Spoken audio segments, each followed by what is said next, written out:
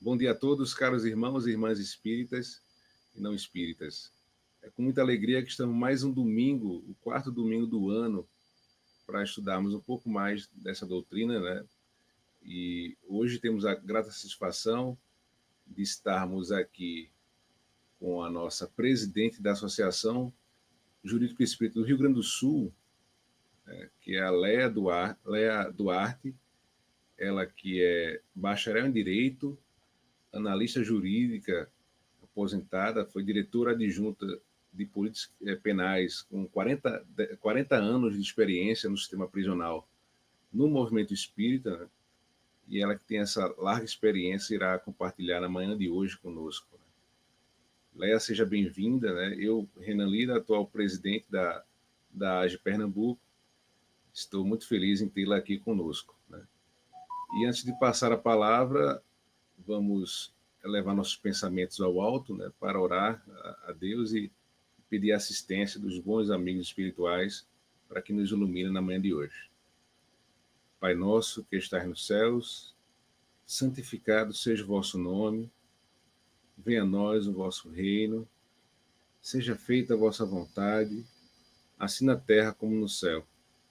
O pão nosso de cada dia nos dai hoje, perdoai as nossas ofensas, assim como nós perdoamos aqueles que nos têm ofendido. E não nos deixeis cair em tentação, Senhor, e livrai-nos de todo mal. Assim seja. Querido Mestre Jesus, toda a sua equipe espiritual amiga, somos gratos pela oportunidade de mais uma vez estarmos aqui reunidos e unidos em Teu nome, para aprendermos um pouco mais da Tua doutrina consoladora, que nos fortalece, nos aprimora intelectualmente e moralmente, para assim estarmos cada vez mais perto do nosso Pai Criador. Assim seja. Pois é, isso, dado essa nota introdutória, Leia, seja muito bem-vinda, querida, representando aí a AGE Rio Grande do Sul. Com vocês, Leia Duarte, pessoal.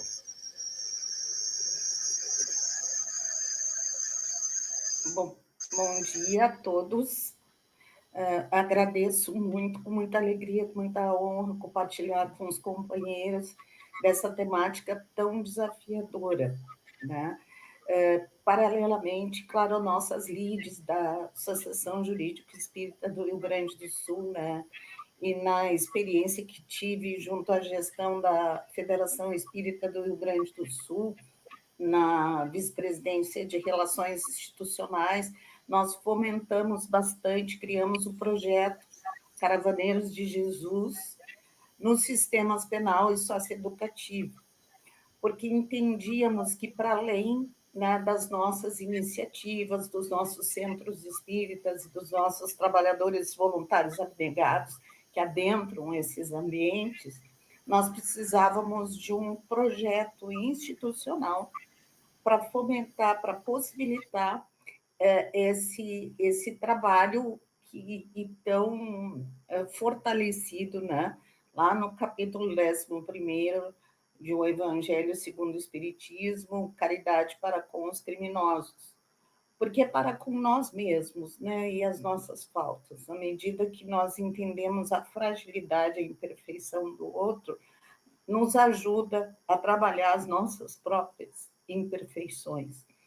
E tivemos a oportunidade de participar da elaboração do documento orientador para essa atividade da nossa Federação Espírita Brasileira, com companheiros de todo o Brasil. E então, na manhã de hoje, pensei em fazermos algumas reflexões, trazendo alguns aspectos internos para aqueles que não conhecem e para aqueles que conhecem sistema prisional, poder compartilhar conosco por meio do chat, ou alguns companheiros que possam estar eventualmente com acesso à sala, e também deixar fortalecido o papel das nossas associações jurídicos espíritas na sensibilização do meio acadêmico, do meio jurídico, do sistema de justiça, onde quer que estejamos, atendendo ao convite de Kardec, quando ele nos traz o quarto período de propagação do Espiritismo, que seria justamente a influência sobre a ordem social. Né? O primeiro período, o da curiosidade, as mesas girantes, os fenômenos, o segundo período da observação, em que a codificação se consolida, né, a partir das observações, da elaboração das obras básicas, que nós todos conhecemos a história e a Constituição. O terceiro período da admissibilidade, de propagação do Espiritismo, em que as nossas instituições se constituíram legalmente, passaram a atender o público, recebê-los nos seus, enfim, né, nos seus espaços, se constituindo em casas do caminho, e o quarto período de propagação, que é a influência sobre a ordem social. É quando nós, fortalecidos por esses conhecimentos, nos expandimos, influenciando a nossa comunidade, a nossa sociedade, sem proselitismos, mas com os valores morais cristãos que nos norteiam, né? Na medida do possível, o nosso exemplo. E é um desafio, porque temos as nossas limitações também, né? Nós podemos ir adiante, e nessa cartilha elaborada a várias mãos, né? Podemos ir adiante na apresentação. Tem um pequeno verso da Cora Coralina que traduz um pouco, né, esse nosso sentimento. Então, tempo virá, uma vacina preventiva de erros e violência se fará. As prisões se transformarão em escolas e oficinas, e os homens imunizados contra o crime, cidadãos de um novo mundo, contarão às crianças do futuro histórias absurdas de prisões, celas, altos muros de um tempo superado. Então, a Coralina parece que nos traz uma pincelada, né, do que a evolução nos aguarda, mas sabemos que é um longo caminho e que vai precisar contar com o nosso esforço conjunto enquanto humanidade terrena. Podemos ir adiante, então, dentro desse anseio, né, de construirmos uma sociedade mais justa, com valores morais mais consistentes, visando a paz e a fraternidade, atendendo o convite do mestre, né, em relação à caridade, sem qualquer restrição. A gente precisa efetivamente ampliar o nosso olhar, alcançando também esses nossos irmãos, não só do sistema penitenciário, mas também os nossos adolescentes e jovens que estão em medidas socioeducativas. E aqui um breve parênteses assim de um pouco da experiência todos esses anos, né? Há anos atrás, quando coordenávamos uma área de estudos criminológicos, né, no nosso estado, né, e que nós tínhamos o Centro de Observação Criminológica, foi feita uma pesquisa, né, metodologia científica em parceria com a universidade, capitaneada por um dos psiquiatras responsáveis pelas avaliações dos apenados. E nessa pesquisa, com base nos exames criminológicos, enfim, ficou constatado à época, e acreditamos que isso não mudou muito, que a 70% aproximadamente, né, dos nossos internos do sistema prisional, eles têm causas sociais, de cunho social, para o cometimento dos atos infracionais, no caso dos menores de 18 anos e dos crimes em relação àqueles que são maiores de 18 anos. Então, as causas eram falta de escolaridade, ambiente de vulnerabilidade, ausência de profissionalização, várias motivações que levavam aos aspectos sociais, em torno de 70%. 30% com transtorno antissocial de personalidade. Aquelas pessoas cujo perfil que levava ao cometimento dos delitos, enfim, estavam vinculados a, eventualmente, algumas circunstâncias até neurológicas do uso ostensivo das drogas, sobretudo as estimulantes, que potencializam os aspectos agressivos.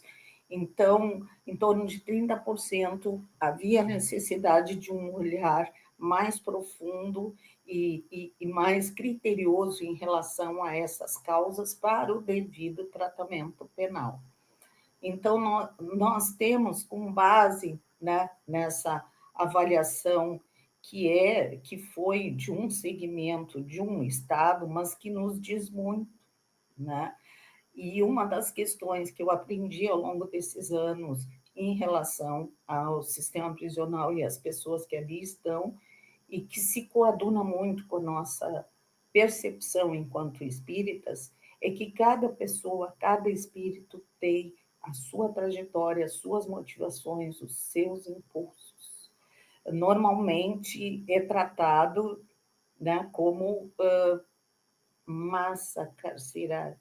E, na realidade, ali são vidas, são circunstâncias em que pese ter similaridade em muitas situações, mas o trato, como está na nossa Constituição, na nossa legislação, precisa ser individualizado, porque cada um vai ter das suas experiências, da sua trajetória de vida e as suas circunstâncias. E do nosso ponto de vista, como espíritas, e nós na assistência, chamada assim, na lei de execução penal, na assistência religiosa, nós vamos observar e considerar o indivíduo, cada um, uma palavra adequada para cada um e sem a pretensão, né, de solucionarmos, às vezes são situações, né, nós sabemos como espírita milenares, mas que nós temos confiança na evangelização e na lei natural e na lei divina que está residindo na nossa consciência. Então, despertar isso, facilitar esse despertamento é o nosso papel. Desculpe se me alonguei, deixo também à disposição se os companheiros quiserem ir contribuindo, enquanto nós vamos adiante.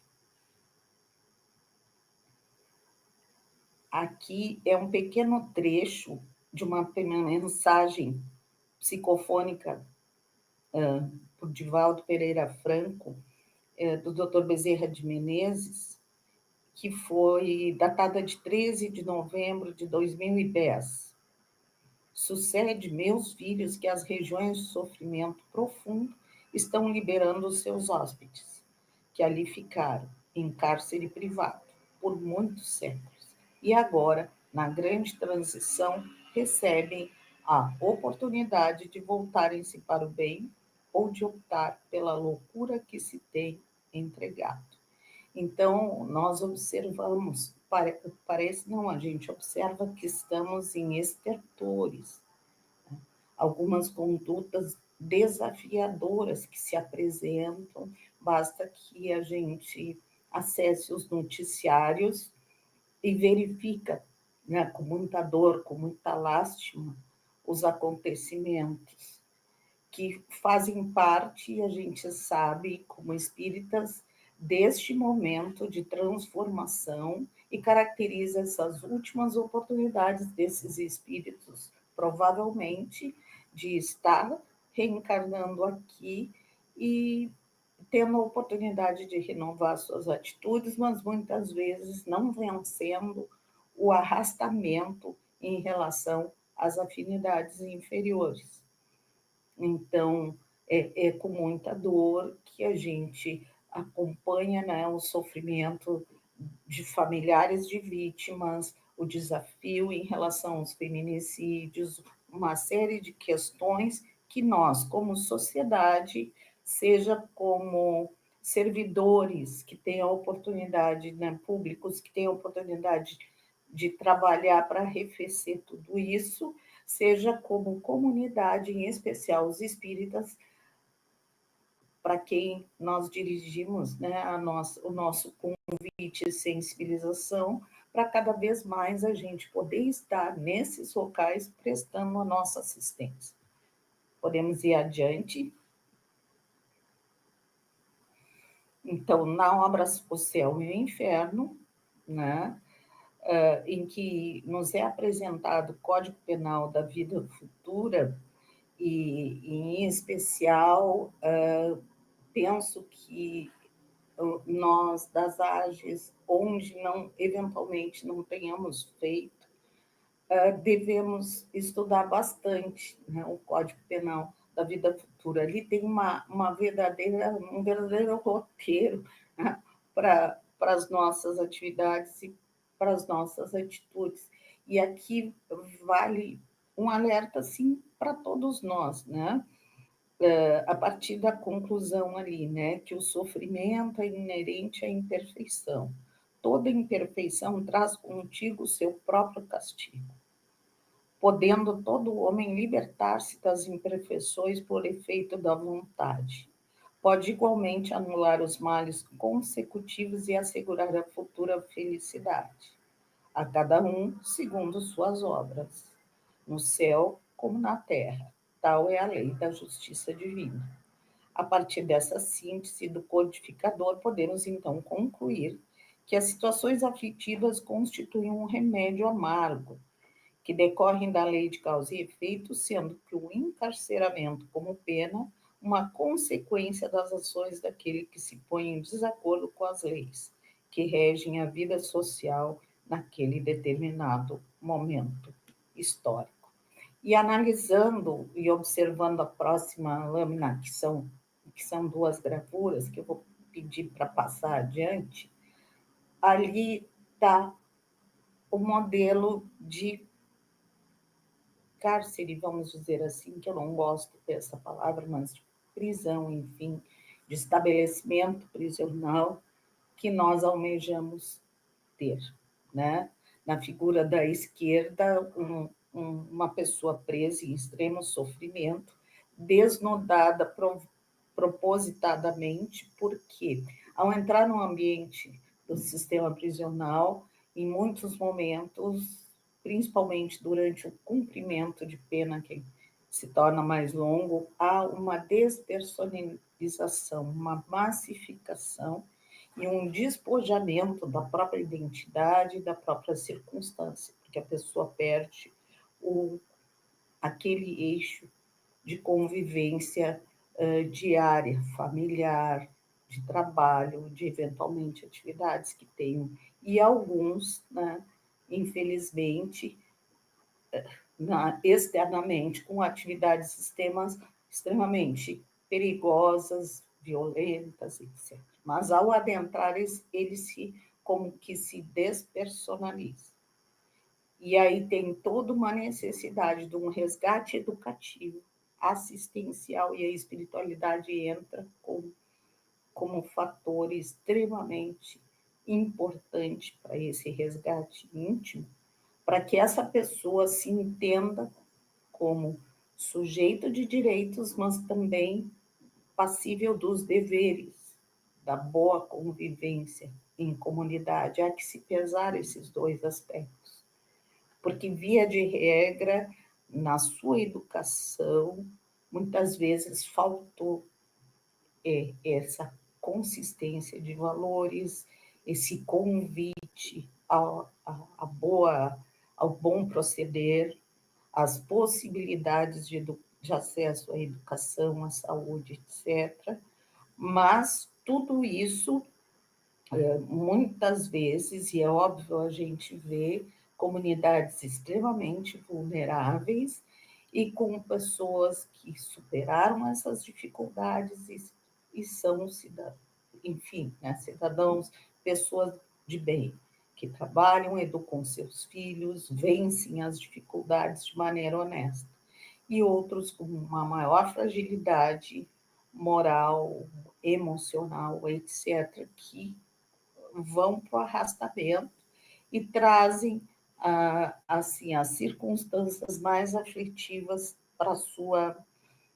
E me permitam e peço que os companheiros aí da AGE Pernambuco vão sinalizando quando tiver alguma contribuição, ou fiquem à vontade, né, para fazerem qualquer consideração ou comentário.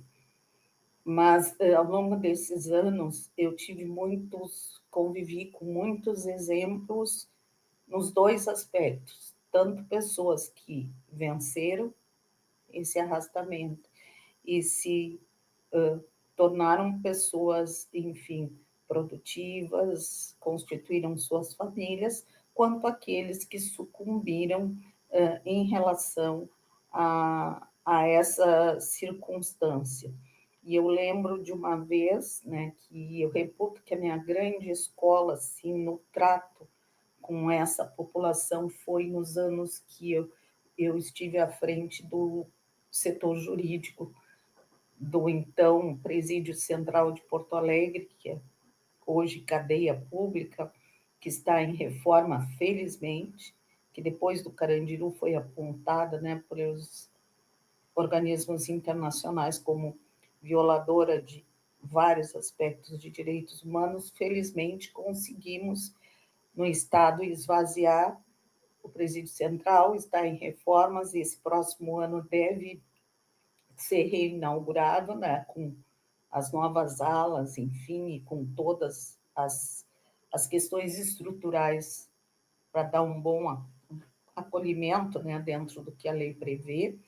Mas ali nós atendíamos, via de regra, éramos 9 profissionais, de 40 a 50 pessoas diariamente em entrada no estabelecimento. E certa feita, um rapaz que ele cometia sequestros relâmpagos, ele foi até e pelo menos em 2 oportunidades ele executou as vítimas. E na conversa, né, logo que ele entrou no setor jurídico e sentou à minha frente, ele disse assim: não adianta nada do que a senhora vai me dizer, vai adiantar, porque eu vou sair daqui, eu vou fazer, eu vou acontecer, enfim. Eu digo, em primeiro lugar, eu não estou aqui para entrar no mérito daquilo que tu fizesse, que isso tem um devido processo legal e são os juízes, enfim, promotores, se tu tivesse direito à defesa, não vou entrar no mérito. Nosso papel aqui é outro, é acompanhar a execução da tua pena de acordo com o que o Estado prevê da melhor maneira possível. E em relação ao que tu vais fazer, uma escolha é tua, eu te explico. Só que é importante que tu entenda que para onde tu fores, tu leva os teus caros familiares ao mesmo sofrimento, ou pior ainda. E as famílias que tu atinge também. A escolha é tua, mas tu tens que entender que as tuas atitudes têm graves consequências para as pessoas e dificilmente tu vai sair desse círculo vicioso se tu não refletir sobre isso. Mas isso é do teu livre-arbítrio. De minha parte, se tu quiseres, pensa num acompanhamento psicológico, né?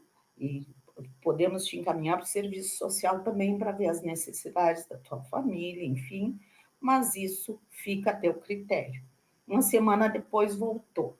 Doutora, eu quero fazer acompanhamento psicológico. Pensei, eu quero fazer.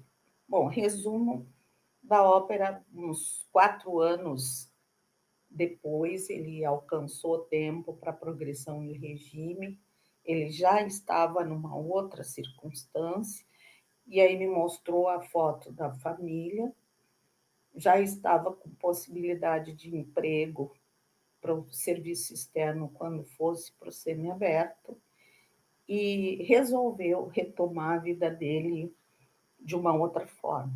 Então, aquele já valeu a pena meus 40 anos. E assim foram outros, mas não era eu, né? A gente sabe, tem um anjo guardião, tem um merecimento, tem o que tu tocou, né, na palavra correta para aquela pessoa. Então, mesmo alguém que reiteradas vezes comete atos muito nocivos, ele pode ser levado a refletir sobre suas atitudes. Às vezes, a pessoa está pronta, não somos nós, mas a gente também precisa fazer a nossa parte. De outra parte, outros que nós ajudávamos, não só eu, lá toda a equipe técnica do presídio, enfim. E aí, não raras vezes, nos surpreendimos desculpe, com uma desencarnação, num assalto, numa outra circunstância, que a gente viu que a pessoa não venceu, né? A pessoa não conseguiu se vencer naquela. Então, mas é trabalho de formiguinha e a assistência espiritual também faz muito isso. E no meu caso, eu, como sou servidora dessa área, eu procuro viabilizar o máximo possível o acesso da assistência religiosa nos estabelecimentos. Mas eu, pessoalmente, não posso fazer, porque ainda em que pese ter me aposentado, eu voltei a convite do secretário da área e exerço a função no Departamento de Políticas Penais. Então, fica inviabilizado eu trabalhar na assistência e trabalhar profissionalmente. Mas o que a gente faz? Procura potencializar o máximo possível para que os companheiros que têm essa disponibilidade e condição possam fazer. Alguma observação? Renan, fica à vontade para não ficar um monólogo. Pois bem, Léa, você abordou realmente esse tema. Ele é muito instigante e, ao mesmo tempo, intrigante, né? Principalmente se nós ainda temos um certo grau de materialismo, né, sobre a visão da ótica, né? Porque o cárcere, né, como uma pena, né, envolve todo um estudo de direito penal, a sistemática de coisas criminais, e a gente percebe que o quão difícil, né, sobre o ponto de vista dos familiares, né, que foram vítimas, né, acaba sendo vítima daquele delito, né, daquele crime hediondo, e como é que a gente vai ter uma possibilidade de sair desse ciclo profundo de sofrimento. E então, assim, dentre o que a gente observa na sociedade, a, a mentalidade que paira, na verdade, é a que diz que bandido bom é aquele bandido morto, né? O bandido bom é aquele excluído, afastado. Então, esse olhar, né, sob o ponto de vista espiritual, e a gente percebe, né, que essa política, né, implantada, né, no sistema penal socioeducativo seria a porta de saída, né, a luz no fim do túnel para o futuro. Assim como prevê a nossa doutrina, né, o Código Penal da Vida Futura, em que há uma ressignificação, uma reorientação, uma reforma moral operada, né, em cada indivíduo. Eu penso que, assim, pelo que você está dizendo, este é o único caminho. Né? Eu penso que esse é o único caminho de se operar de se possibilitar, de se viabilizar a efetiva ressocialização. Enfim, mas é realmente um tema em que a gente passa a refletir, né, principalmente aqueles que eventualmente tiveram, né, sido vítimas, ou tendo algum parente ou amigo vítima, mas é realmente de uma dificuldade enorme. Até a questão do perdão, principalmente, que é a lei de Deus, né, a lei que Jesus nos trouxe para a gente viver melhor. Então, Léa, como é que fica essa questão do tratamento para com os familiares? Né? Tem também uma assistência aos familiares, né? Além dos reeducandos, assim, por assim dizer, né? Os que cometeram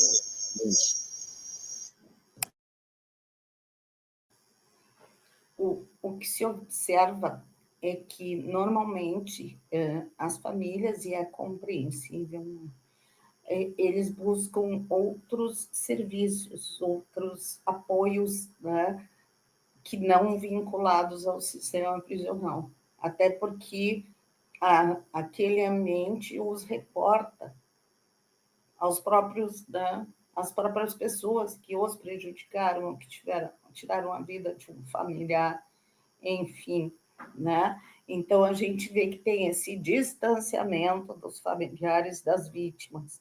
Agora, os familiares dos próprios, né, das próprias pessoas presas, isso é frequente, né, que as nossas equipes técnicas acolhem, acompanham, indicam projetos sociais para, eventualmente, vulnerabilidades, porque muitas vezes quem foi preso é o esteio daquela família, é o sustentáculo daquela família, né, principalmente em relação às mulheres, isso é muito comum, né, têm sido mulheres chefes de família e que, a partir da prisão, aquela família fica muito suscetível, muito vulnerável e sem os meios, muitas vezes, de sobrevivência.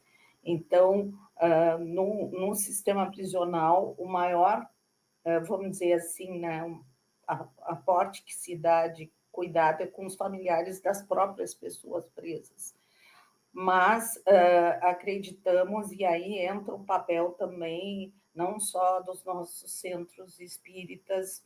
Eu tive a oportunidade de acompanhar uma situação de uma mãe que a filha foi, enfim, foi fazer uma compra, etc., sofreu um sequestro relâmpago, foi levada a uma área de mata, houve uma tentativa de abuso, a menina resistiu e acabou sendo, enfim, desencarnando ali. A pedido de um amigo em comum, a mãe não era espírita, né, mas aceitou, assim, conversar, nós conversamos, enfim, e eu pensei que estava levando né, e fui imbuída desse propósito, mas aquela mãe me deu um aprendizado, assim, me possibilitou um grande aprendizado, porque ela foi até a delegacia ver e acompanhar o depoimento da pessoa que havia feito isso com a própria filha dela. E ela disse: eu precisava vê-lo. E aí eu perguntei para ela, obviamente, como é que ela se sentiu, né? Que ela estava trabalhando esse sentimento. Ela disse para mim: Léo, meu sofrimento é tanto que eu não consigo pensar nele. Eu penso na minha filha. Por ele eu rezei. Então, eu tive, porque eu esperava, como na maior parte das vezes a gente vê, e compreensível, né, uma grande revolta, né, um grande sentimento. Aquela mãe estava tão mergulhada na própria questão, né, do ocorrido com a filha. E aí entram questões de ordem espiritual, porque essa menina, ela não saía sozinha, tinha por volta de 20 e poucos anos, ela não saía sozinha. Ela sempre queria alguém junto com ela. E eles fizeram um tratamento psicológico, foi aventada a possibilidade de síndrome do pânico, foram descartados os diagnósticos, mas a menina tinha, tipo, como um temor social. E naquele dia, ela resolveu ir sozinha às compras. E ainda disse, viu a mãe lavando a louça e disse assim: mãe, eu acho que eu não vou, eu vou ficar te ajudando, porque tem muita louça para lavar. E a mãe dela disse: não, vai, porque achou positivo ela querer sair sozinha, já que ela não tinha muita essa autonomia, ela sempre queria que alguém a acompanhasse em qualquer circunstância. E a primeira vez que ela sai sozinha, ela se deparou com isso, com essa situação. E aí entra o nosso, né, o nosso conhecimento extremamente doloroso, mas as circunstâncias que envolvem determinados acontecimentos, que é claro que podiam não acontecer, a gente sabe que tem um livre-arbítrio, que a fatalidade ela depende, que depende de um ato humano, não é relativa, ela pode ou não acontecer, né? Não está escrito que alguém vai beber, pegar um carro e sair de uma forma colocando em risco todo mundo, é do livre vontade daquela pessoa. Agora, na medida que ela faz isso, ela se coloca em risco e coloca outras pessoas em risco, né? Então, e aí, estava determinado a acontecer assim como um suicídio, que é um ato, né, de livre escolha e muitas vezes, claro, com os agravantes ou não do estado de consciência daquela pessoa. Mas a obra básica é oportuna nos apontando que tudo aquilo que decorre de ato humano pode ou não acontecer. Então, o aprendizado é muito grande, eu vejo assim, entram, como nós exaustivamente estudamos e refletimos, questões de ordem espiritual e questões da materialidade do dia aqui. E me permita um breve compartilhamento de uma situação, né, que eu vivi. As pessoas dizem, mas eu nunca vivi uma situação. Eu vivi a situação de um assalto em que eles apontam, e interessante, estava com uma amiga, e o rapaz que nos saltou apontava a arma para mim, né? Não apontava a arma para minha amiga, parecia assim um desafio, né, de tudo aquilo que eu trabalho, vivencio, né? E ele nos ameaçou, eu só disse para ela não fazer movimentos bruscos, não gritar, né? Fica tranquila, sem, né? Porque quanto mais instabilidade, maior o nervosismo, maior a possibilidade, né, sem movimentos bruscos para não pensar que é uma reação, sem gritos para não chamar atenção para aquela situação, porque a pessoa já está devidamente, né, em aceleração por conta daquele ato, né? E aí ele levou as nossas bolsas e não nos agrediu. Mas são segundos assim, né? A tua vida passa pela frente e tu pensa assim, bom, eu posso ou não sair dessa situação. É claro que eu reporto que a experiência no trato com essas pessoas, os anos, me deram uma certa condição de vivenciar aquela situação de uma maneira, né, com um equilíbrio maior, porque a gente, como servidores, passa por um preparo para isso, né? Acredito que isso pesou na minha atitude, mas vivenciando esse tipo de circunstância, porque o desequilíbrio é do outro. Se nós embarcarmos no mesmo desequilíbrio, nós temos grandes chances de um resultado. Não é, Renan? É bem desafiador. Perfeitamente, Léa. É uma questão de sintonia mental, né? Se a pessoa entra em fase com aquela vibração negativa, né? Muito provável que o indesejável aconteça. Então, por isso é importante, né? Oração e vigilância e em todos os momentos, né? Manter as vibrações elevadas nesses momentos de maior dificuldade e desafios que são muitas vezes repentinos. A gente não espera, de surpresa que acontece, né? Um fato como esse, a gente está sujeito, né, a esses acontecimentos, principalmente que nós estamos num mundo de provas e expiações e num país, né, num ambiente que ainda é bastante hostil, né? A questão da segurança pública ainda é muito vulnerável não se tem uma certa sensação de segurança além do âmbito privado, né? Do âmbito das reparações privadas, enfim, em que as pessoas se sentem mais acolhidas, mais seguras. Ou seja, a gente percebe que dentro do mundo de provas e expiações, a variação, o espectro, né, de desenvolvimento, de civilização é muito ampla, né? Tem países que têm uma cultura já praticamente abolicionismo penal, né? Não se tem registro de encarceramento nem de crimes, enquanto há países como o nosso, né, como o Brasil, em que há uma alta produtividade, uma certa indústria, né, do crime. Enfim, é basicamente isso, né? Eu queria saber, Léo, estou com uma certa curiosidade em relação à postura do movimento espírita, né?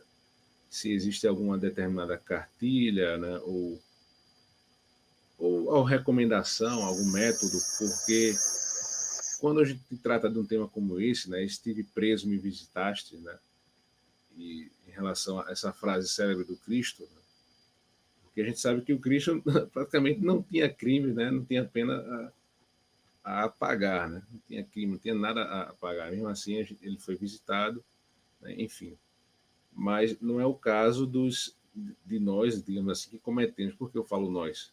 Porque o próprio Chico Xavier disse, né, que uma vez perguntaram quem são os criminosos. Ele falou todos nós que fomos descobertos, né? Porque Chico tinha uma visão, digamos assim, multi-existencial, né? De várias existências. A visão espiritual, né? De certa forma, a gente hoje temos um certo aprimoramento, um conhecimento, né? Que nos proporcionou um aprimoramento espiritual, mas noutras eras, né? Noutros séculos ou milênios, nós provavelmente passamos por essa experiência do crime, né? Seja ele de qual tipo seja, né?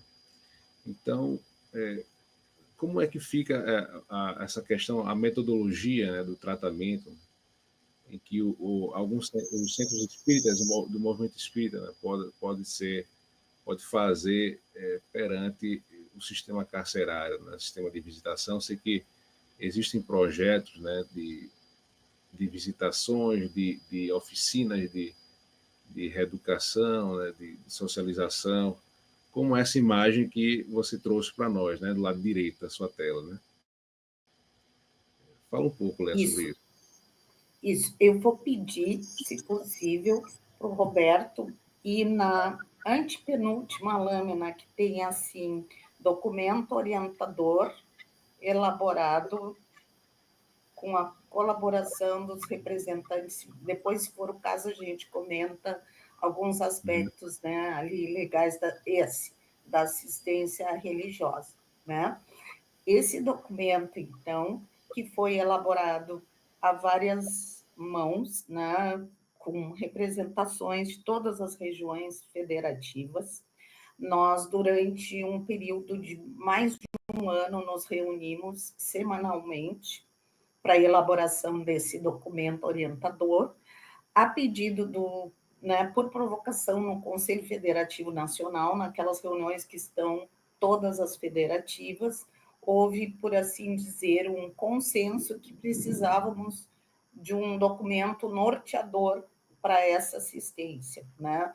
Eu tive a grata satisfação de ser convidada pela direção da FEB para coordenar esse trabalho, mas fizemos a muitas mãos, né, com colaboração, inclusive, de membros das associações jurídicos e espíritas dos estados, principalmente quando a gente abordou ali alguns aspectos legais, né, e peço que passe a lâmina seguinte, que vai ter uma ideia do que nós colocamos e de que forma o documento se desenvolveu, né? E é um verdadeiro roteiro, assim, Renan, para que os centros espíritas, os grupos de voluntários vinculados às nossas instituições possam se organizar para isso. A apresentação é do nosso presidente da FEB, Jorge Godinho. Os agradecimentos são os agradecimentos da comissão, né? E na introdução a gente faz uma justificativa para essa necessidade, porque como essa atividade é muito específica, né, de assistência espírita nesses ambientes, na introdução a gente faz uma espécie, né, e na justificativa ali tem um elenco dos elementos que deram causa, vamos dizer assim, para essa elaboração, né? Já que era um anseio, porque cada um, a gente conversou com vários grupos que prestam esse tipo de assistência, e o que nós vimos? Que as metodologias são as mais variadas, e é importante que seja assim, porque cada estabelecimento prisional tem os seus aspectos culturais, da população que está ali, né? da estrutura interna do estabelecimento. Aí nós vamos, pelos depoimentos, vendo assim, ó, tinha estabelecimentos que o trabalho é feito no refeitório, em outro tem uma sala específica para assistência religiosa, em outro eles possibilitam que os voluntários vão no pátio durante os dias de visita.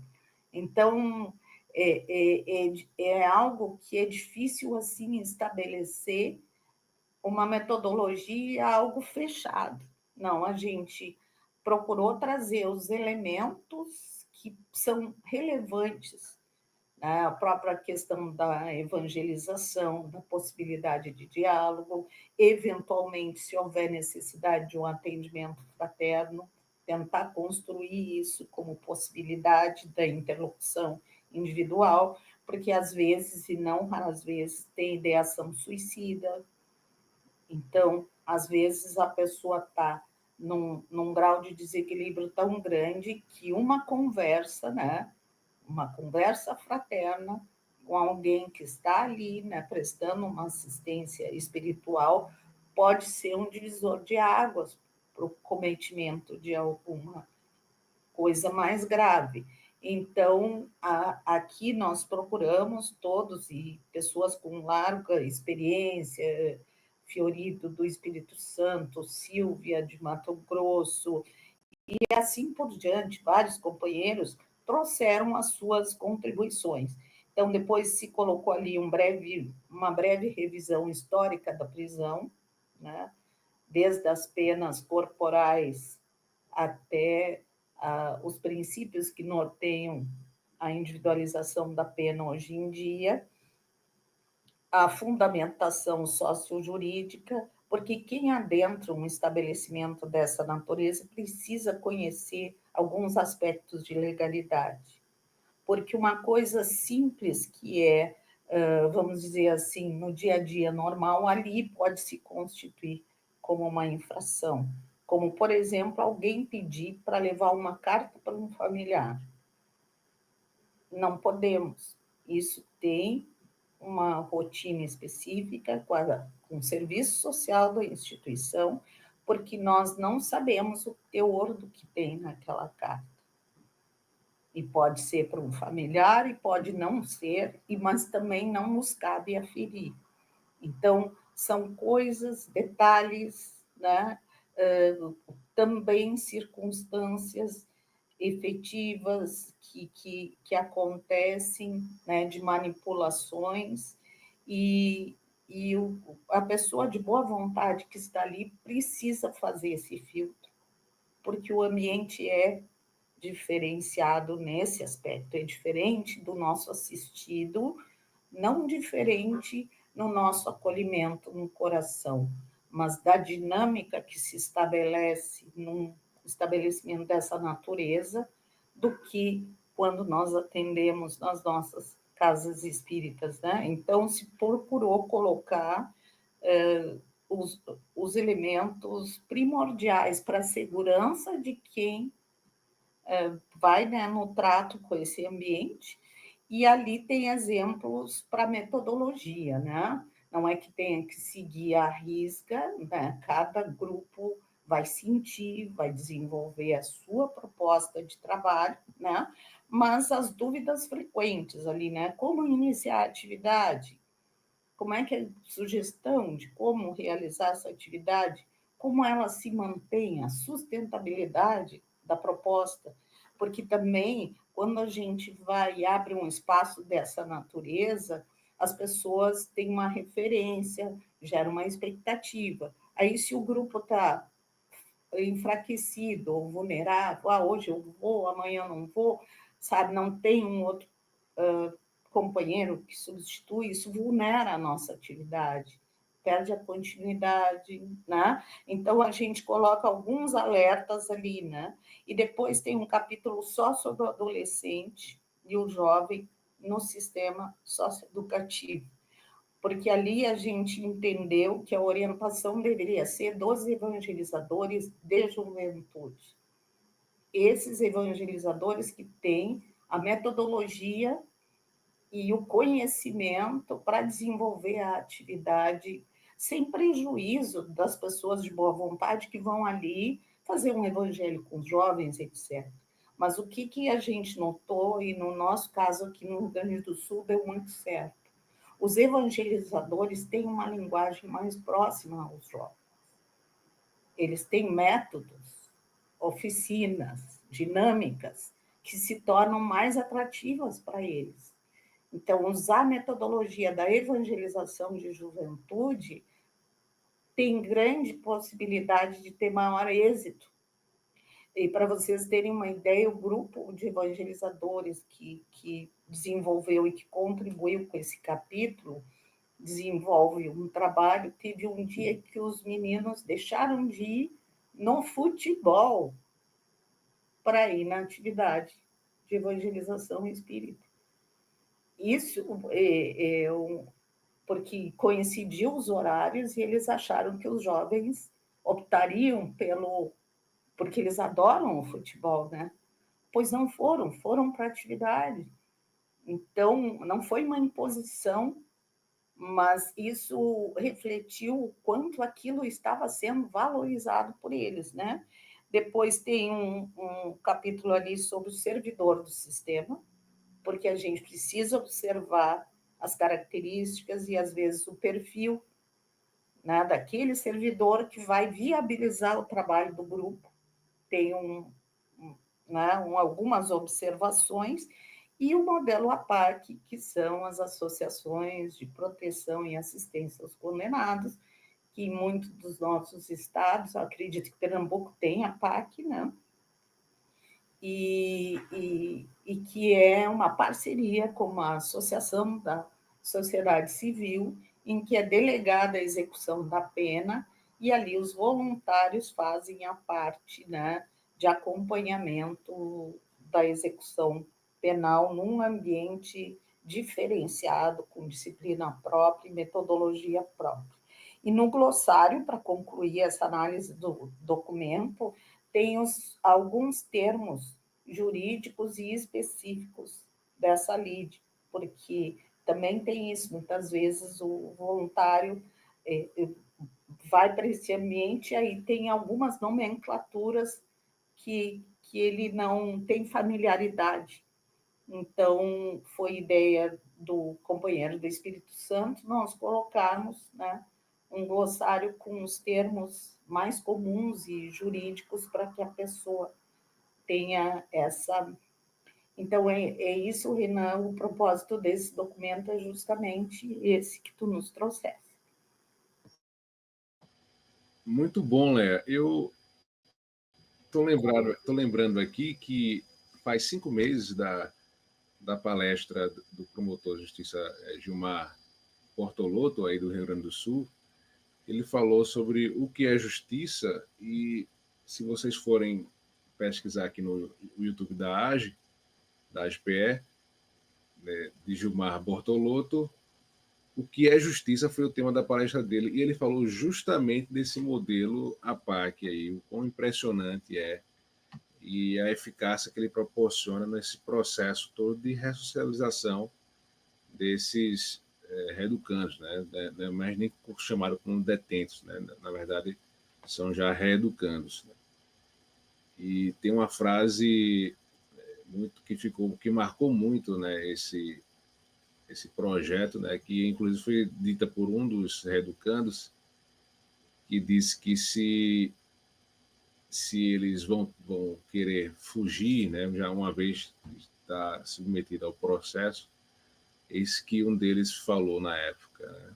E aí virou um verdadeiro slogan, né, do movimento desse modelo APAC, que ele disse assim, né, não escaparia do sistema, né, desse processo reeducatório, porque do amor ninguém escapa. Então, acho que essa frase marca muito.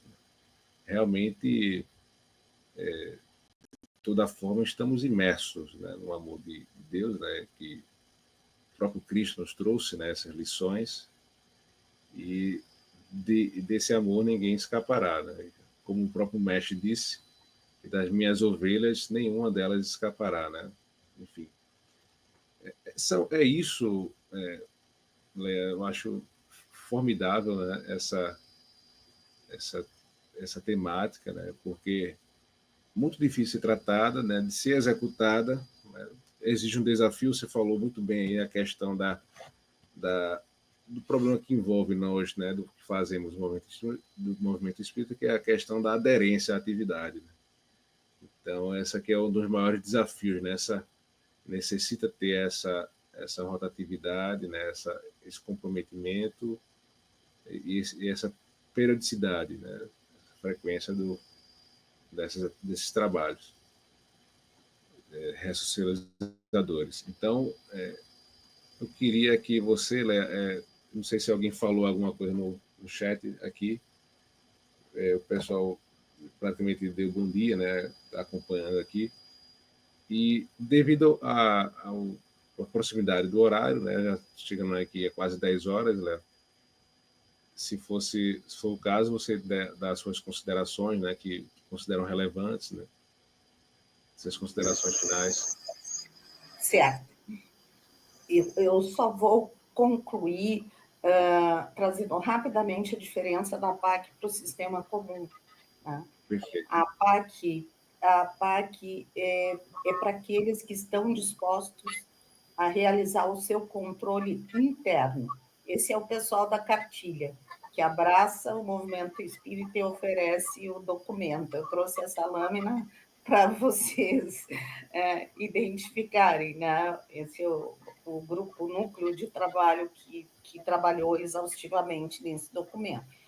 E então, a PAC, quando eles aderem ao método, que eles vão para a PAC, tem disciplina, tem que acordar cedo, tem tarefas a fazer, tem que estudar, tem que participar das atividades. Então, exige da pessoa um controle interno. Né? E 1 ano de laborterapia é para resgatar, muitas vezes, aquele período da infância que essas pessoas não tiveram o lúdico na sua vida. Né? Nós, na educação, normalmente brincamos, tivemos o cuidado dos nossos pais, vivemos aquele período lúdico da infância. Muitas dessas pessoas não. A infância numa situação extremamente, né? Então, a PAC resgata, como que reprograma a atitude e a educação dessa pessoa. Por isso dá tão certo, né? Mas a pessoa tem que fazer o controle interno. E a última coisa, nas considerações finais, é que nós precisamos olhar a nossa infância desassistida. É ali o berçário desses locais que depois a gente vai trabalhar. Durante mais de 10 anos, eu fui conselheira pela FERGS, no Conselho Municipal dos Direitos da Criança e do Adolescente. E as situações que eu vi de vulnerabilidade nas periferias dava uma angústia, porque a gente via em loco a infância desassistida e eu convivi com o resultado disso. Então, que também a gente nunca deixe de olhar a nossa infância vulnerável, fazer o que tiver ao nosso alcance para promover, para que a gente tenha um futuro melhor e cada vez menos sistema prisional. Eu agradeço muito a oportunidade, né? Ficamos à disposição sempre para compartilhar com os colegas, né? Vou acompanhar os futuros eventos de vocês e agradeço muito. Um bom dia a todos. Bom dia, Léa. Agradecemos muito, né, Léa? Eu percebi, né, rapidamente, né, curioso que sou, você passou um pouco os slides um pouco rápido para tratar justamente das questões, mas tem toda uma fundamentação legal aí da lei da execução penal que fundamenta, né, toda essa sistemática de visita desse projeto. Né? Justamente isso, né, que o Roberto tá passando aí, eu acho bem interessante, né, esse aspecto para o pessoal ter também noção, né, que a gente não está tratando de algo que é mera pretensão, né, mera ideologia, né, mas na verdade existe toda uma fundamentação legal, todo um respaldo jurídico aí da sistemática, né, do direito penal que prevê essas questões, né, justamente quando há progressão de regime, né, dos apenados, né, existe essa possibilidade de ser implantada de uma forma mais fácil, né, não é para que fique bem claro, né, que não é que aquele que acabou de cometer o crime, né, pegou uma pena lá no Tribunal do Júri que ultrapassa os 20 anos, né, de reclusão, que vai ser implantado de imediato isso, né? É bom a gente deixar claro só para não deixar passar, né, para o pessoal pensar que eita, esse negócio já é uma ideologia vazia, não, pelo contrário, existe toda uma fundamentação que Leia acabou durante as nossas perguntas, Leia acabou passando, né, e aí foi direto ao ponto. Mas Leia pode mostrar rapidamente também, né, Leia, essa questão da fundamentação, né, constitucional e legal, todo o nosso ordenamento jurídico, né, o nosso ordenamento, Sim, tá bom? eu deixo, né, como contribuição, acredito que vocês compartilharão com os companheiros, né, que eles E, que puderem. Eu trouxe a fundamentação constitucional do Código Penal e da Lei de Execução Penal, no que tange aos tipos de pena e os regimes que elas são, que ela pode ser cumprida, e as diferentes etapas legais e os compromissos que nós temos com a assistência material, de saúde, de religiosa. Isso está na lei, essas pessoas têm esse direito, e, e deve ser contemplado, porque essas pessoas voltam ao convívio social. Pode demorar, em muitos casos, pode não demorar em outros, né? Em alguns anos a pessoa está de volta ao convívio social, e como é que nós vamos, como é que ela retorna? Isso é responsabilidade da sociedade como um todo. O que está lá dentro é o que nós, como comunidade, produzimos. Podemos não ser diretamente responsáveis como pessoas, mas somos enquanto coletividade. Então, eu não quero ver o menino invisível que está lá, eu não destino meu imposto de renda para uma obra social, eu não me mobilizo para uma assistência mínima que seja, para fortalecer uma escola de educação infantil, um abrigo, etc., mas eu sou surpreendida numa sinaleira por um adolescente com uma arma na minha cabeça. Então, assim, a gente tem que entender que nós somos partícipes de tudo isso, mesmo que não diretamente, mas naquilo que nós pudermos, coisas simples. Às vezes, separar as tampinhas de garrafa para um projeto social, que aquilo reporta em recurso, é algo que nós colocamos ali no nosso lixo. Então, por que não colocar numa garrafa, entregar para uma instituição que faz daquilo ali recursos pedagógicos, etc., para a escola vulnerável? Então, tem mais o que nós podemos fazer e sem grande esforço. E se a gente tiver disposição para um esforço maior, melhor ainda, porque mais a gente vai ajudar que o resultado seja outro. Então, é para sensibilizar que aquilo que nós produzimos lá é o efeito do que está aqui fora. Então, a gente precisa, sim, né? E essas pessoas voltam. E quando voltarem, vai depender muito do que é feito lá. Então, se nós pudermos estar lá, não é à toa que Jesus se deixou crucificar entre os ladrões, ele estava nos mandando um recado com isso. né? Não é à toa, todo caminho de Jesus tem um significado profundo e pedagógico para nós, né? No momento final dele ali, enquanto encarnado, naquele momento, ele se deixa crucificar em meio a essas pessoas, né? E outros tantos, Chico, que visitava o presídio, o Papa Francisco, que no Lava Pés ia nos presídios fazer essa cerimônia para nos demonstrar também outro espírito de escola, né? Então, tantos outros exemplos. Então, acho que a gente, né, tem todo um arcabouço legal, né, de direitos e deveres também, porque isso eu sempre dizia para eles também, vocês também têm um compromisso com a atitude, porque, assim, aquela questão do coitadismo não ajuda ninguém, porque aí tu alimenta uma vitimização e não faz com que a pessoa veja que ela tem os mecanismos para agir de maneira diferente. Então, eu sempre trabalhei com eles nesse sentido, direitos, mas também deveres, de respeito ao outro, do que é do outro e não é meu, né? Então, isso tudo são coisas que a gente vai construindo, mas eu deixo ali, né, o arcabouço legal como sugestão para dar acesso para os nossos companheiros, porque isso tudo tem uma garantia legal dessa assistência e desses direitos enquanto encarcerados.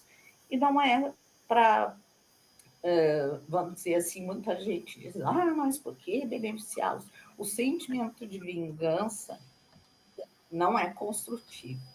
Se nós reproduzirmos o sentimento de vingança da sociedade, nós só vamos retroalimentar a violência e a revolta.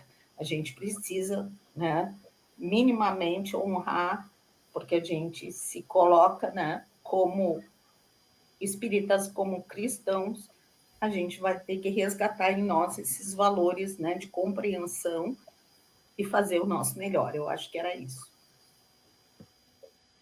Perfeitamente, Léa. Nós agradecemos tua participação, tua contribuição, foi de muita relevância para o nosso aprimoramento, né? E fica esse papel de integração entre as AGES, né, federativas, né, de Pernambuco, com o Rio Grande do Sul e outras, né, com a AGE Brasil, sempre com esse compromisso, né, com a sociedade, principalmente na certeza que todos nós estamos interligados, né? Não existe ninguém que esteja fora, por isso que você tratou aí do tema, tanto da questão da separação da tampinha de plástico, né, até a questão criminal em si, tudo isso traz relevância e tudo traz uma consequência, né, se mal administrado. Então, Léa, nós agradecemos mais uma vez a tua presença, né, mando um abraço para o pessoal da AGE do Rio Grande do Sul, né, todos que fazem parte, né, também os simpatizantes que se fizeram presentes. Nós agradecemos também a participação do pessoal que está conosco aqui, nos acompanhando online. Tem muitas pessoas aqui, algumas pessoas pelo chat do YouTube. E é isso. Agradecer mais uma vez, você está tomando seu chimarrão aí.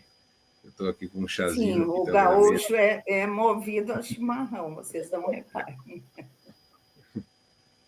É isso, Lê. Então, eu vou fazer a prece de agradecimento, né, e a gente, mais uma vez, continua aqui firme, né, com o nosso propósito de disseminar, né, os temas, né, jurídicos à luz da doutrina espírita. Esse é o papel das AGES. Né? Então, mais uma vez, né, vamos elevar nosso pensamento ao alto, esse que já está elevado, na verdade, é mais de uma hora, para orar e agradecer. Pai nosso que estás nos céus, santificado seja o vosso nome, venha a nós o vosso reino, seja feita a vossa vontade, assim na terra como no céu. O pão nosso de cada dia nos dai hoje, perdoai nossas ofensas, assim como nós perdoamos aqueles que nos têm ofendido. E não nos deixeis cair em tentação, e nos livrai de todo mal, assim seja. Caro Mestre Jesus, irmão nosso e amigo, Gratos estamos pela oportunidade de estarmos mais uma vez unidos em Teu nome, para aprendermos e nos conscientizarmos da necessidade de aprimoramento pessoal, intelectual e moral, e assim ajudarmos nossos irmãos também a crescer e harmonizar todo o planeta Terra no rumo do mundo de regeneração. Com a Tua paz, que a Tua presença se faça presente sempre nas nossas vidas, e as bênçãos também sejam disseminadas àqueles que mais necessitam da tua ajuda, do teu acolhimento, seja em repartições públicas e privadas, hospitais, penitenciárias, enfim, e principalmente aqueles que dirigem as nações. Um grande abraço, assim seja. Dito isso, Léa, um grande abraço, querida. Roberto, dê as suas considerações, amigos. Está aí nos bastidores, nas coordenações dos bastidores. Não, Renan, muito obrigado. Na realidade, só queria dar um abraço muito carinhoso à Leia. É momentos maravilhosos. Obrigado por sua generosidade, disponibilidade. Acredito que todos nós, aqui da AGE Pernambuco, estamos presenteados. Nos sentimos presenteados pelos momentos aí que você compartilhou. Mais uma vez, a tua experiência fantástica. E parabéns. Parabéns mesmo por todo esse trabalho lindo, tá? E reforçando apenas, tá, os agradecimentos do Renan, tá, a tua participação, a AGE Rio Grande do Sul, né, e é um estado tão querido. Estamos um pouco distantes, aí 4 horas de voo, mas ao mesmo tempo tão próximos, sempre. Galera, um beijo no coração, muito obrigado novamente, tá? E um lindo domingo para você e família. Muito obrigado. Obrigada, amigos. Obrigada pela confiança. Um grande abraço. Gratidão, Léo. Um grande abraço. Obrigado, até mais.